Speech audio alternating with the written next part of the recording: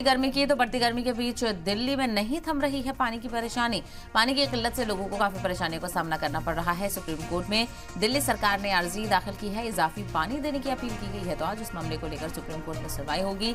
पड़ोसी रियासतों से इजाफी पानी देने की मांग की गई है दिल्ली वालों के लिए।